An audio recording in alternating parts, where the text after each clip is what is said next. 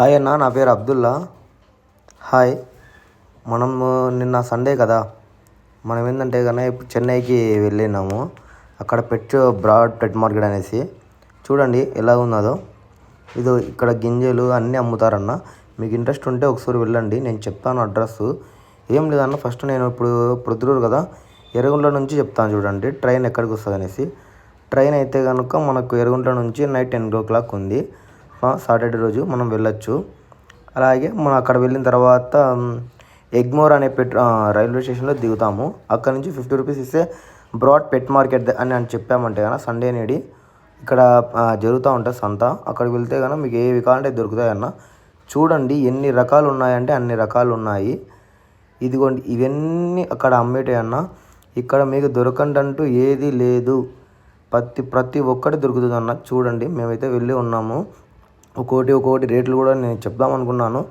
ఒకవేళ first videos ఎందుకంటే మీరు చూడండి ఇది ఎలా ఉన్నాయి ఏమేమి కథ అనేసి మీకు అర్థమవుతుంది అన్న. పెట్ షాప్ అనేది చెన్నైలో ఉంది అన్న. ఇది నేను షార్ట్కట్లో చెప్పాను, మీకు ఓకే అంటే వెళ్ళండి.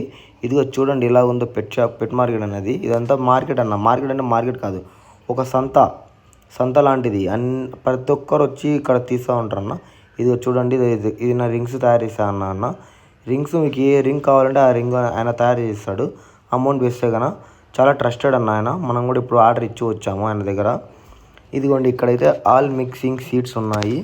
మీకు కావాలంటే అక్కడ వెళ్ళిన తర్వాత ఏ దానికి కావాలంటే దానికి ఉంటాయి అన్న. అడగండి మీరు. ఇవి చూడండి, వీటిని ఏమంటారో నాకు తెలియదు, మీరు చెప్పండి. ఇదిగో ఇవి కూడా ఈ బాక్స్లో ఉన్నాయి కూడా చూడండి, వీటిని ఏమంటారు.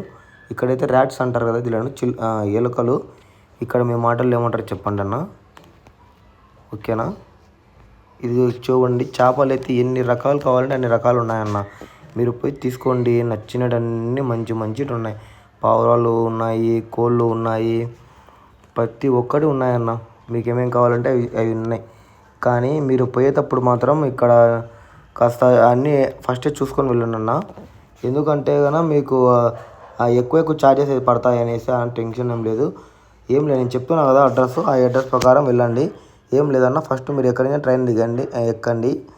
ఎగ్మోర్ అనే రైల్వే స్టేషన్ దిగారంటే కనుక అక్కడ నుంచి 50 రూపీస్ అన్న ఆటో వాడికి. అంతకన్నా ఎక్కువ అడిగితే ఇవ్వద్దండి, చాలా దగ్గర అక్కడి నుంచి. కానీ మీకు తెలియదు కాబట్టి నేను చెప్తున్నాను. మీరు గూగుల్ చేసా కూడా దొరుకుతుంది. గూగుల్ మ్యాప్స్లో కూడా మీకు బ్రాడ్ పెట్ మార్కెట్ అనేది దొరుకుతుంది. అక్కడికి వెళ్ళి నచ్చినవి చూసుకున్నాను. చూడండి కంజు పిల్లలు ఎలా ఉన్నాయో. వీటిని మీ దగ్గర ఏమంటారు చెప్పండి. ఇవి అయితే కన్నా బాతులు, ఓకే అన్న. చూడండి ఎలా ఉన్నాయో అన్న. ఈ వీడియో ఎలా ఉందో మీరు చెప్పండి అన్న ఖచ్చితంగా.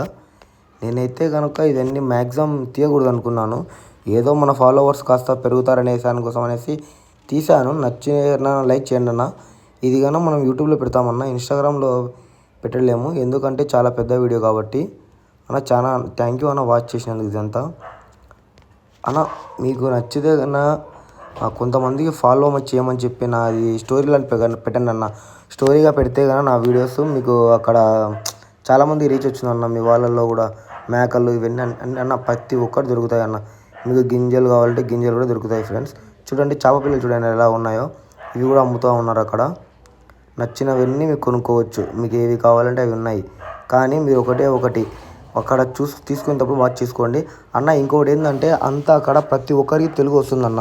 మీరు పొరపాటునే కానీ ఎవరినే కానీ బూతులు లాంటివి తిట్టకండి.